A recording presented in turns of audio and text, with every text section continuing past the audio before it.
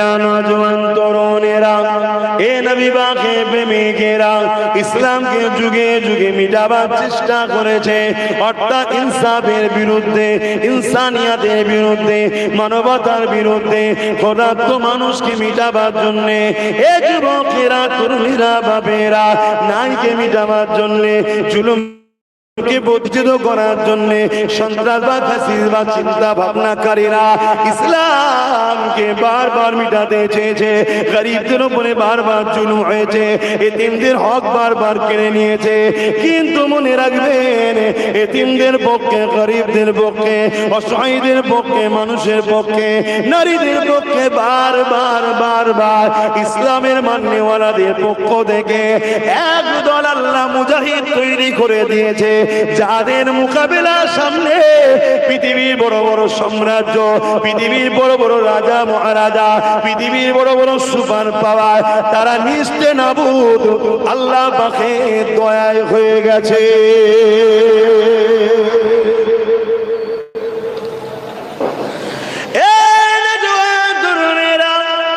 এই পৃথিবীতে একটা আতঙ্কের নাম ছিল চিঙ্গিস খান। ওই চিঙ্গিস খান পৃথিবীর উপরে অনেক জুলুম করেছে, নারীদের অনেক লুণ্ঠন করেছে। ওই চিঙ্গিস খান 1 কোটির উপরে মুসলমানকে হত্যা করেছে। ওই চিঙ্গিস খান 1 লক্ষর উপরে কম বেশি উলামাদিয়াকে হত্যা করেছে। কিন্তু এরপরও মনে রাখবে, ইসলামকে কিন্তু মিটাতে পারেনি। ও চেয়েছিল বাগদাদের জমিন থেকে ইসলামকে মিটিয়ে দেবো, উজাড় করে দেবো। বাগদাদের মসজিদ গুলো ভেঙেছিল, বাগদাদের মাদ্রাসা গুলো ভেঙেছিল, লাইব্রেরিতে আগুন ধরিয়ে দিয়েছিল, মুসলমানদের কাতলেআম করেছিল, মুসলমান উলামাদেরকে হত্যা করেছিল। এ আমার দিনের উলামারা, আজ তোমরা বড় ভালো লাগছে, এর সাথে মিশে, ওর সাথে মিশে গায়ে বড় হাওয়া লাগাচ্ছ, কিন্তু মনে রেখে দিও, তোমাদের জন্য ফাঁদ পাতা হচ্ছে।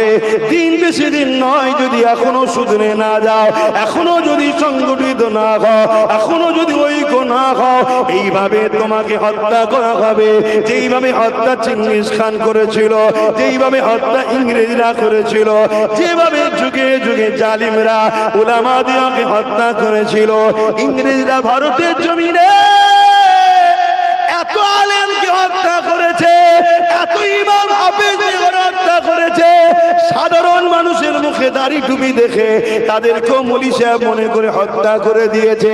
লাস্টে কোন মানুষ মারা গেলে 20, 25, 30, 40, 50টা গ্রাম খুঁজো একটা জানাজা পড়ানোর লোক পাওয়া যেত না। শুনছো? আজ আমার উলামা ভাইরা বড় গায়ে হাওয়া লাগাচ্ছে, ইমাম সাহেবরা হাওয়া লাগাচ্ছে যে আমাদের তো কেউ আছে। শুনছেন তো নাকি? ভাবছে আমাদের তো কেউ আছে, আমাদের দেখে নেবে। ইতিহাস যদি ভুলে যাও তাহলে তো ঠকতে হবে নাকি? আমাদের একমাত্র আল্লাহ ও রসুল ছাড়া কেউ আমাদের নেই। এ কথা মানেন আপনারা? আওয়াজ দিয়ে বলুন মানে। আর দ্বিতীয়, আমাদেরকে তারাই ভালোবাসে যাদের মধ্যে আল্লাহ ও রসুলের মহব্বত আছে। বাকি সব স্বার্থের জন্য দুনিয়া চলছে। বাবা, এ কথা হয়তো সবার পছন্দ নাও হতে পারে, বাকি এ কথা সবার পছন্দ নাও হতে পারে, কিন্তু আমার পড়াশোনা, আমার স্টাডিতে আমাকে যতটুকু আল্লাহ জ্ঞান দিয়েছে, আমি যত ইসলামের ইতিহাস দেখেছি, ও শিয়াল মুরগিদের জন্য খুব আন্দোলন করে। কি দেখেন না? মুরগির মালিক গুলো সব অন্যায় করছে, খাঁচার মধ্যে, বেড়ার মধ্যে, ডোবের মধ্যে সব ভরে রেখেছে। মুরগিগুলোর বড় কষ্ট হয়, বড় কষ্ট হয়, আন্দোলন করে। কেন করে বলেন তো? মুরগি যদি ছাড়া না পায় তো শিয়াল খাবে কি করে? কথা বুঝছেন তো নাকি? এরকম কিছু দরদি আছে আমাদের হয়ে, খুব আন্দোলন করে। মূলত উদ্দেশ্য একটাই, আমাদের মাথায় তারা বসে আমাদেরকেও তারা নিয়ন্ত্রণ করবে, যাতে করে আমরা নিজেদের পায়ে নিজেরা না দাঁড়িয়ে যাই। শুনছেন তো নাকি? আরে বাবা, যে যেখানে আছে দাঁড়িয়ে গেছে, দাঁড়িয়ে যায়, কি করবি বাবা, জায়গা হচ্ছে না, কি করা যাবে? এটাও তো আল্লাহর রহমত, এটাও তো আল্লাহর দয়া নাকি? বাবেরা, নওজোয়ান তরুণেরা, এ নবী পাকে প্রেমিকেরা, চেঙ্গিস খান একদিন বাগদাদের একটা মাদ্রাসার উপরে হামলা করলো। যে মাদ্রাসাটা এত বড় ছিল, 300 উলামা মাদ্রাসার মধ্যে রয়েছে। এই 300 উলামাকে মাদ্রাসাতে বন্দী করলো। বাকি তুলাবা ছাত্রদের রক্তেতে মাদ্রাসাখানা লাল করে দিল। আজকে দিনও আমার ভারতের জমিনে মাদ্রাসার উপরে আঘাত হচ্ছে না হয়নি? জোরে বলুন। আমার বাংলা তো মাদ্রাসার উপরে আঘাত হচ্ছে না হয়নি? কিন্তু আমরা ইমামরা, আলেমরা, ওলামারা, মুফতিরা, পীর পীরজাদারা এখনো মনে করছি আমাদের সব ঠিক আছে। কি আব্বাস সিদ্দিকী তাই চিল্লাচ্ছে বলে সবাই আমার বিরুদ্ধেও লেগে গেছে। যাক, আমি আল্লাহর জন্য কথা বলছি, নবীর জন্য কথা বলছি, ইসলামের জন্য কথা বলছি, ইসলামের জন্য কথা বলছি, মানবতার জন্য কথা বলছি। কে নেবে না নেবে ওটা আমার জানার বিষয় না। কিয়ামতের দিন আল্লাহ যেন আমাকে নাজারটা দিয়ে দেয়। এ আব্বাস, তুই হক কথা কেন বললি না? এই জন্যে বলছি, কারণ আল্লাহ কোরআনে জানিয়ে দিয়েছে সত্য জানা কিয়ামতের দিন আল্লাহ তাকে বুবা শয়তান করে তুলবে। কে বলবে না বলবে সেটা তার বিষয়, আল্লাহ পাকের কাছে সে বুঝে নেবে। কিন্তু আমি গুনাহগার, আমার দায়িত্ব আমার জাতি আমাকে ভালোবাসে, আমার দায়িত্ব সমাজের মানুষ আমাকে ভালোবাসে, আমাকে ধর্ম মাহফিলে নিয়ে এসেছে। আমি আমার ধর্মের মানুষকে সজাগ করার জন্য বোঝাতে হবে। এই যুবকেরা, চেঙ্গিস খান এমন করে বাগদাদের জমিনে ওই মাদ্রাসার উপরে হামলা করে দিয়ে মাদ্রাসার ছাত্রগুলোকে হত্যা করে দিল, তাদেরকে মেরে দিল, রক্তাক্ত করে দিল, লাইব্রেরিগুলোতে আগুন ধরিয়ে দিল, 300 উলামাকে বন্দী করে নিয়ে এমন করে 100 করে 3টে কাতারে সাজিয়ে দিল। চেঙ্গিস খান ঘোড়ার পিঠে রয়েছে, আর সৈন্য সামন্তরা ঘিরে রয়েছে। এমন সময় জাল্লাদকে বলে দিল, প্রথম কাতার থেকে শুরু করো উলামাগুলোকে কতল করার। এই জমিনের উপরে ইসলামের মান্যওয়ালাদের উপরে কত জুলুম হয়েছে ভেবে দেখো। আর সামান্য তোমার যদি কেউ দোকান বন্ধ করে দেয়, আর সামান্য তোমার কারবার যদি একটু লস হয়ে যায়, এই ভয়ে তুমি জালিমের বিরুদ্ধে কথা বলছো না, এই বলে তুমি সত্যটা জানার পরও চুপ থেকে যাচ্ছ। আজ ইমাম মনে করছে যদি আমার ইমামতিটা চলে যায়, আজ উলামা মনে করছে আমার জলসা যদি বন্ধ হয়ে যায়। হায় রে দুনিয়া, দুনিয়ার লোভ লালসা, আমরা আজকে ধ্বংস হতে চলেছে। ইমামকে জানিয়ে দি, একদিন তোমার ইমামতি অবশ্যই বন্ধ হয়ে যাবে। এ উলামার আওয়াজ যারা করছো, একদিন তোমার ওয়াজ বন্ধ হয়ে যাবে। তুমি যতই মিলে দেখো না কেন, তোমাকে দিয়ে প্রথম আমাকে রুকা হচ্ছে। যখন আমাকে রুকা হয়ে যাবে, তখন তোমার পালা আসবে। যেমন সিরাজউদ্দৌলাকে মেটাবার জন্য প্রথমে মির্জাফরকে ব্যবহার করা হলো, মির্জাফরকে দিয়ে সিরাজউদ্দৌলাকে শেষ করে দেওয়া হলো। তারপর ইংরেজরা বলল, তুই যদি তোর জাতেরই না হো, তুই আমাদের কি করে হবি? এই সিরাজউদ্দৌলাকে যে মির্জাফর মারার লাইন করে দিল, সেই মির্জাফরকেও কামানের সামনে বসিয়ে ইংরেজরা মেরে দিল।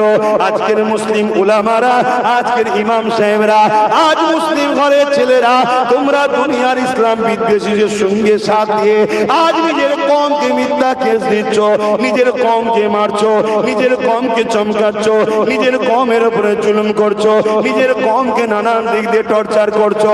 মনে রেখে দিও, তুমি হলে আজকের মির্জাফর, তোমাকে দিয়ে আমাদেরকে প্রথম মারা হচ্ছে।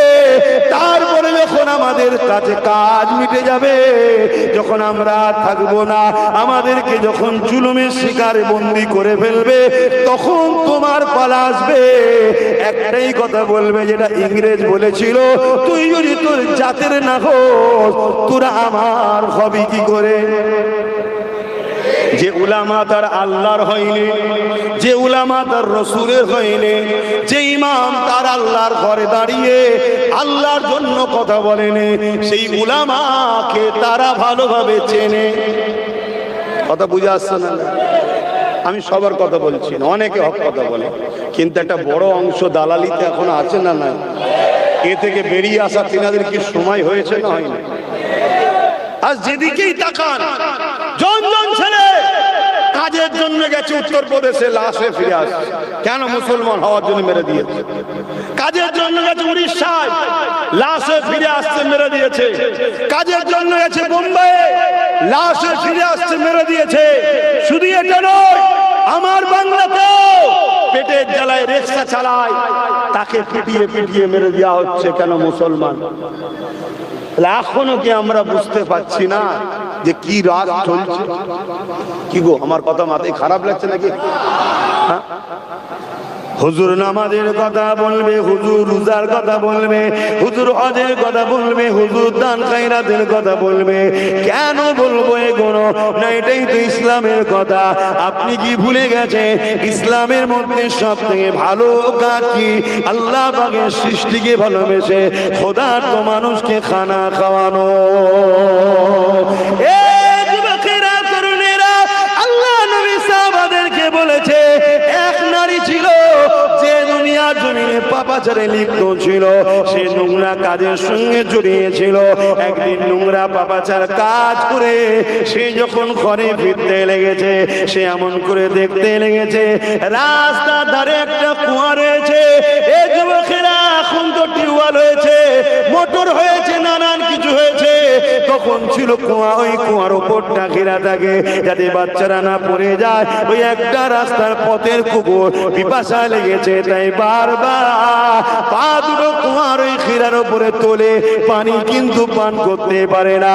ওই চরিত্র নারীটা যে চরিত্র নষ্ট করে বেড়ায়, সে যখন দূর থেকে দেখতে পেয়েছে আল্লাহর সৃষ্টিটা পানি পান করতে পারছে না, তার মধ্যে একটা মানবতা জেগেছে, মায়া জেগেছে। সে গিয়েছে ওই কুয়া থেকে পানি তুলেছে, তুলে ওই কুকুরটাকে পান করিয়েছে। আল্লাহ নবী জানিয়ে দিল, এ দুনিয়ার মানুষেরা, এই মহিলার, এই নোংরা কাজ করা মহিলার আল্লাহ পাকের একটা সৃষ্টি, নাপাক সৃষ্টি কুকুরকে পানি পান করানো দেখে আমার আল্লাহ পাক খুশি হয়ে গিয়ে ওই মহিলাটাকে তওবা করিয়ে পরিবর্তন হবার সুযোগ করে দিয়ে ওই মহিলাকে জান্নাতে যাবার রাস্তা করে দিয়েছে। আরো জোরে বলুন সুবহান।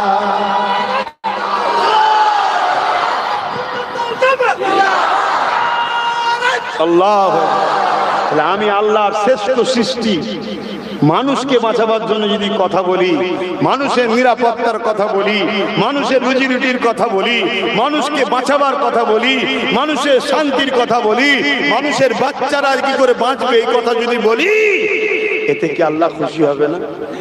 এটা কি ইসলাম নয়? কিছু মাথায় ঢুকছে তো?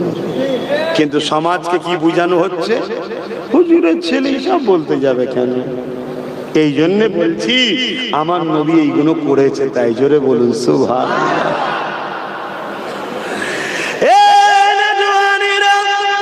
আজ থেকে 1000 বছর আগে আব্দুল্লাহ হুজুরের ঘরে, আম্মা মেনা হুজুরের কোলে আমার রহমতের নবী চলে আসলেন।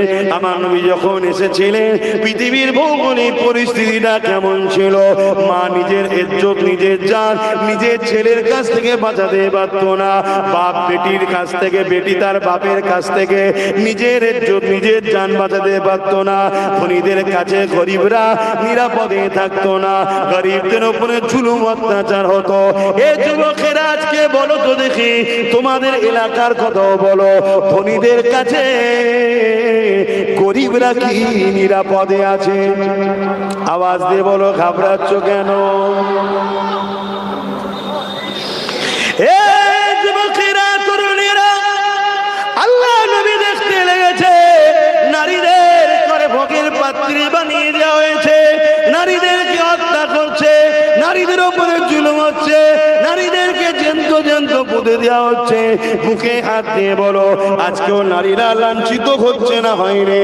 আমার দেশের মণিপুরের মতো জায়গায় উলঙ্গ করে নারীদেরকে বেউজ্জুদি করে করে নিয়ে যাচ্ছে। যেখানে বিজেপি সরকার চলছে, ওখানে নারীদেরকে অসভ্য করছে, নারীদেরকে ইজ্জত লুটছে, নারীদেরকে উলঙ্গ করে নিয়ে যাওয়া হচ্ছে।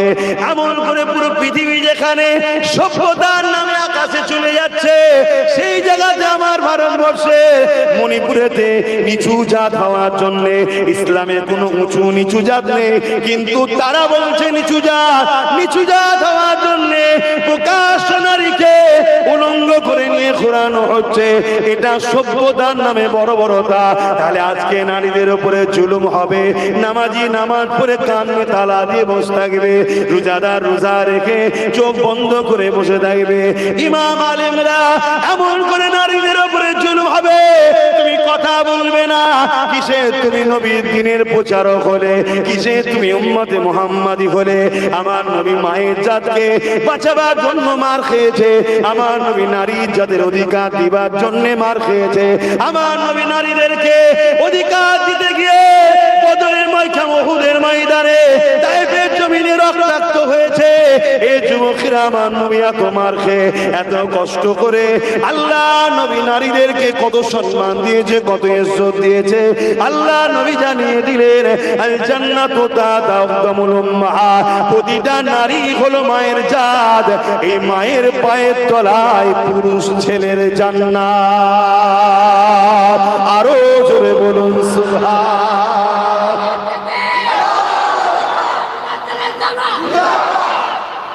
এটাও ভেবে দেখুন, 1500 বছর আগে নবী এমন ট্রেনিং দিয়েছে, নারীদের সম্মান হচ্ছে, আমরা পুরুষরা খুশিতে বলছি সুবহানাল্লাহ।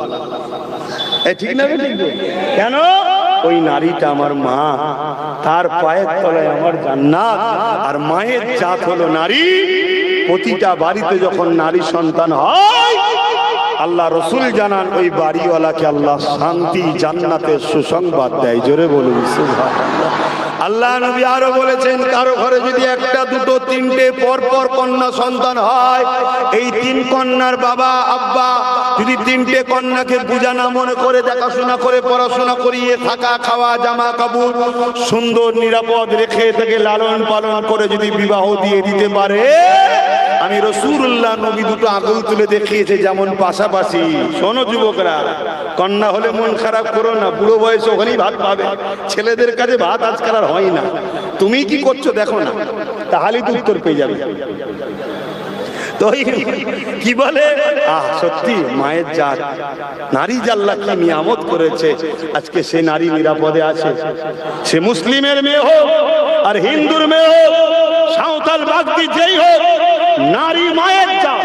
হিন্দুর ঘরের মেয়েরাও মায়ের জাত, ঠিক না বেঠিক? অতএব সে যার উপরেই জুলুম হোক, এই নারীদের ইজ্জত বাঁচাবার জন্য সংগ্রাম লড়াই করে নারীদের পাশে দাঁড়িয়ে তাদের অধিকার দিবার নাম হলো ইসলাম। জোরে বলুন সুবহানাল্লাহ। আরো চিৎকার দিয়ে বলুন সুবহানাল্লাহ। তাহলে এই বিষয়ে আমাদের লড়াইয়ের দরকার আছে না?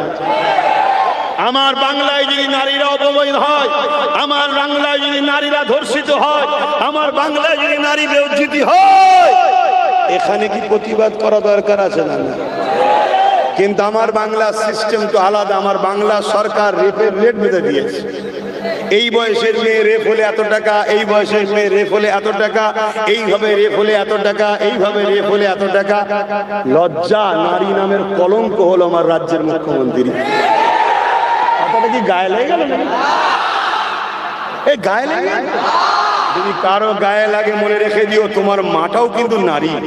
তোমার মায়ের হয়েই আমি কথা বলছি। তোমার তো কলিজায় দম নেই।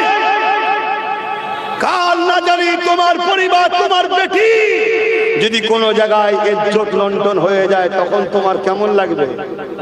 হ্যাঁ, যখন শাসকের ছায়া তলে দুষ্কৃতীরা থাকে, আর শাসক যখন মাথায় হাত রেখে বলে সব ছাড়, শুধু ভোটের সময় চুরি করে জিতাবি আমাকে, সে ঘরের বেটিকে আর বেটির নজরে দেখে না।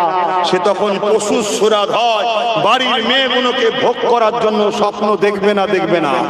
তাহলে বলুন, এইরকম নারী বিদ্বেষী, নারী বিদ্বেষী, নারীদের চরিত্র হরণের রেট যারা বাঁধে, এদের বিরুদ্ধে লড়াই করার নাম হলো ইসলাম।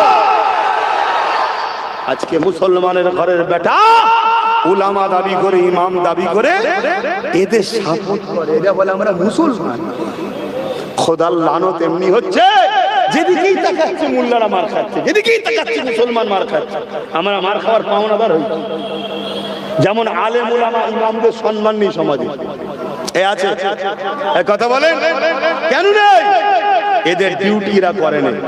এদেরকে আল্লাহ দুটো কাজ দিয়েছে, কুনতুম খায়রা উম্মাতিন উখরিজাত লিন-নাস তা'মুরুনা বিল মা'রুফ ওয়া তানহাউনা আনিল মুনকার। এরা অন্যায় দেখলে রুখবে, হাত দিয়ে হোক, মুখ দিয়ে হোক, আর অন্তর থেকে হোক, প্রতিবাদ করে এই অন্যায়কে রুখবে। রুকা বন্ধ করে দিয়েছে, অপরন্তের অন্যায়ের সঙ্গে গা মিশিয়ে চলছে। আল্লাহ তাই সমাজের কাছে এদের ইজ্জত তুলে নিয়েছে। আমি সব উলামাকে বলছি না, যেসব উলামারা হকবাদী, যেসব উলামারা ভালো কথা বলে, আমি তোমাদেরকে শিক্ষা দিয়ে যাচ্ছি। তাদের মুখের দিকে যদি তাকাও, আল্লাহ নবী বলেছে এরা আমার ওয়ারিস। তোমরা তাদের মুখের দিকে যদি তাকাও, নবী দেখে সাহাবারা যে নিয়ামত পেয়েছে, আল্লাহ তোমাদেরকেও সেই নিয়ামত মিলাবে। জোরে বলুন সুবহানাল্লাহ, আরো জোরে বলুন সুবহানাল্লাহ। আবার এই কথা বলাতে অনেক টিটকিরি হয়। কথা বুঝে কারা টিটকিরি করে? যারা আমার খুঁত খুঁজে বেড়ায়। আমার বক্তব্যই যাদের জ্বলন হয়, মুনাফিক মুসলমান। কথা বুঝছেন না? তারা তো কোনো দিকে পায় না। তারা কি বলে? পাগলামি করার জায়গা পায়নি, ভণ্ডমি করার জায়গা পায়নি। ওনার হাতে হাত দিয়ে নাকি মুরিদে অনেকে নবী দেখেছে। আচ্ছা, আল্লাহ যদি কোনো যুবককে তওবা করিয়ে ইস্তেগফার করিয়ে আমার হাতে বায়াত হলো ধরেন না, হয়ে থাকে, আমি বললাম ফজর বাদ এই দরুদ পড়বি, মাগরিব বাদ এই দরুদ পড়বি, ঈশা বাদ এই দরুদ পড়বি, ও নবীর প্রেমে ভালোবাসায় দরুদ পড়ছে। আল্লাহ যদি ওকে নবীর দিদার দেয়, তাই এদের বুকে জ্বলন হয় কেন? আমি কি বলছি বুঝছেন তো নাকি? আমি কি দেখাবার মালিক? আল্লাহ নবীকে দেখা যায় না, যায় না। এদের আকীদা হলো না নবীকে দেখা যায় না। কেন? এদের আকীদা নবী মরে শেষ হয়ে গেছে। নাউজুবিল্লাহ বলে। তাহলে এরা রাজনীতির নামে সমাজ থেকে ইসলামকে মুছছে না মোছে না? এই কথা বলে। তাহলে আমাদের উলামাদের কি দায়িত্ব? সমাজে ইসলামকে ঠেকাবার জন্য, ইসলামকে যারা মিটাতে চায় তাদের বিরুদ্ধে বলা দরকার আছে না? যেমন আমি বলছিলাম, উত্তরপ্রদেশ থেকে শুরু করে যতগুলো বিজেপি শাসিত রাজ্য আছে, প্রতিটা রাজ্যে নারী সুরক্ষিত নয়। মিডিয়া বলছে, খবর বলছে, সেখানকার রিপোর্ট বলছে। অর্থাৎ বিজেপি সরকার নারীদেরকে সিকিউরিটি দিতে পারছে না। বিজেপি গভর্নমেন্ট নারীদের ইজ্জত রক্ষা করতে পারছে না। অথচ এই বিজেপির সরকারে এক মানবরূপী পশু, আমার বাংলার ভাটপাড়ার গেঁজাখোর মাতাল, ও বলছে নাকি ইসলামে রেপ করাটা নাকি পাপ নয়। এই নাউজুবিল্লাহ বলবেন না? নাউজুবিল্লাহ বলবেন না? যাদের দলের অনেক নেতা মন্ত্রী, যাদের চরিত্র ঠিক নেই, যারা রাস্তাঘাটে কুকুর বিড়ালের মতো শারীরিক রিলেশন করছে, এটাও সমাজে দেখা যাচ্ছে। কেউ পদ দিবার নামে নারীদের শোষণ করছে, কেউ চাকরি দিবার নামে নারীদের শোষণ করছে। বিভিন্ন ভাবে যারা রেপকে প্রমোট করছে, তারা ইসলামের গায়ে আঘাত দিচ্ছে। যখন কোন রাজনেতারা ক্ষমতার জোরে, রাজ পাওয়ারের জোরে আমার ইসলামকে মিটাতে চাইবে, জানতে হবে সে আজকাল ফেরাউন। আমাদেরকে মুসা নবীর উত্তরসূরি হয়ে লড়াইয়ের দরকার আছে না? না, হাত তুলে বলুন, আছে না? না, আপনি দেখাচ্ছেন। আল্লাহ, আপনি বলছেন নামাজের কথা বলছেন না। মুসাই নামাজ তো পড়তে হবে, সব বেটা জানে। রোজা রাখতে হবে, সব বেটা জানে। হজ করতে হবে, সব বেটা জানে। কিন্তু এরপরও ছেলেগুলো নামাজ পড়ে না কেন? এই জন্যই নামাজ পড়ে না। এই সমাজের একদল রাজনীতির নেতারা এদেরকে খেলা মেলার নামে, জুয়া থেকে শুরু করে, মেলা থেকে শুরু করে, ফাংশন থেকে শুরু করে সবকিছুর মধ্যে টেনে টেনে টেনে টেনে এদেরকে খারাপ করে দিয়েছে। কথা বুঝছেন না? বোঝেন না? ঘা হয়েছে, মাথায় মলম লাগাচ্ছে পায়ে। কথা বুঝছেন না? বোঝেন না? সমাজ হকুন নাস মেরে ঘুষ উড়িয়ে দিচ্ছে। ও বলছে মসজিদে গিয়ে নামাজ পড়ো। এই নামাজ 100% পড়তেই হবে, নামাজের মাপ নাই। কিন্তু মনে রেখে দিও, কেউ যদি নামাজ কাজা করেও ফেলে, আল্লাহর কাছে তওবা ইস্তেগফার কাঁদলে আল্লাহ মাফ করে দেবে, কথা দিয়েছে। জোরে বলুন সুবহানাল্লাহ। কিন্তু কেউ যদি কারো হক মেরে দেয়, কারো তেরপল চুরি করে, কারো চাল চুরি করে, কারো ঘরের টাকা মেরে দেয়, কারো রাস্তায় ছিল 8 ইঞ্চি 2 ইঞ্চির টাকা ঝেড়ে দেয়, এই যে জনগণের সম্পদ হকুন নাস মেরেছে, গরিবের সম্পদ মেরেছে, এতিমের মাল ছেড়েছে, এ যতক্ষণ পর্যন্ত না ওই গরিবরা মাফ করবে, এ বেঈমান হারামখোরের গুনাহ আল্লাহ মাফ করবে না, কথা দিয়েছে। তাহলে এইটা ওয়াজ করা দরকার আছে না? কিন্তু এই সব ওয়াজ করলে অমুসলিমদের রাগ হচ্ছে না। যত রাগ দেখছি আমার ঘরের, আমার গ্রামের 10টা 20টা 15টা 20টা ব্যাপারটা কি? এই কথা বুঝছেন না? বোঝেন ব্যাপারটা কি? শুধু রেগে যাচ্ছে আমার ঘরে। এই দেখুন না,